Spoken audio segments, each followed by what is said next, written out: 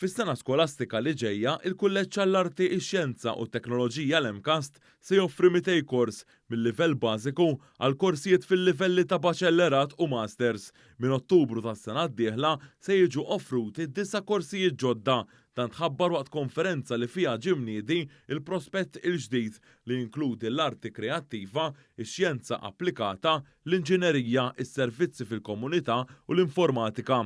Il-prinċipal u kap eżekuttiv tal-kulleġġ, il-professur Joaquim James Calleja, qal l-istudenti reġistrati full-time żdiedu b'8% meta mqabbel mas-sena ta' qabel, qal ukoll li aktar studenti qed jażlu korsijiet relatati max-xjenzi u l-inġinerija. Il-professur Calleja sostna li l-kulleġġ huwa impenjat biex l-istudenti f'dan il-kulleġġ jiksbu il-karriera li jixtiequ.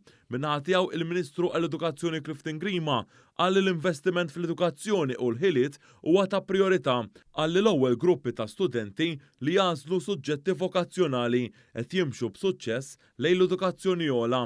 Huwa saħaq li l-firxa ta' korsijiet li joffri dan il-kulleġġ hija impressjonanti u tgħaddi messaġġ ċar lill-istudenti biex jisfruttaw dawn l-opportunitajiet ta' tagħlim. Il-prospett jista' jitniżżel direttament mill-website tal-kulleġġ mcast.edu.mt.